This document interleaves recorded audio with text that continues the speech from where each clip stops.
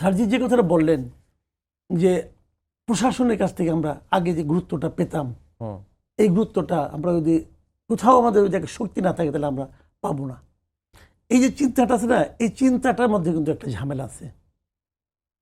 মানে আপনি প্রশাসনের মধ্যে গুরুত্ব পেতেন কেন? পাওয়ার দরকারটা কি ছিল? আপনারা যে প্রশাসনের কাছে গুরুত্ব পাইতেন, এই জায়গাটাতে আপনারা ভুল করছেন। আমি বললাম তো, এই ছেলেগুলিকে, এই ছেলেদের মধ্যে যে মানে আপনার একটা উদ্যম ছিল, একটা শক্তি ছিল, এটাকে ইন্টেনশনালি ম্যাটিকুলাসলি নষ্ট করে দিয়েছে ডক্টর ইউনূস।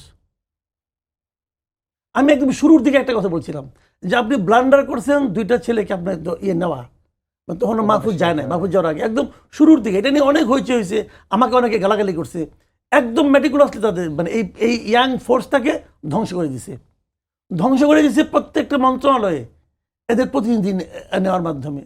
সার্জিস আমাকে বলুক, এই যে প্রত্যেকটা মন্ত্রণালয়ে একজন প্রতিনিধি নিচ্ছে, এতে কি মন্ত্রণালয়গুলি ভালো চলছে? চলে নাই। ওই করাপ্ট মিনিস্ট্রির যে লোকজন আছে, এরা ওই যে গেছে ওখানে তাকে করাপশনের সঙ্গে জড়াই দিছে। রাস্তাঘাট ও কিন্তু সবাইকে ঠিক করতে পারে নাই, কেউ ঠিক করতে পারে নাই কাউকে, ওরা একে নষ্ট করে দিছে। এবং এতে ফলটা কি হয়েছে? এতে ফলটা হয়েছে একটা সম্ভাবনাময় দল আর দাঁড়াতে পারে নাই।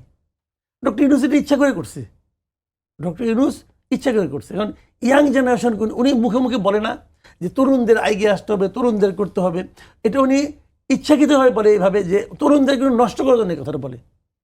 উনি আসলে এটা মিন করে না, উনি এটা কখনোই মিন করেন। উনি একটা খুবই দুষ্ট মানসিকতার লোক। এই ভদ্রলোক শেষ করে দিয়ে গেছে এই দলটাকে।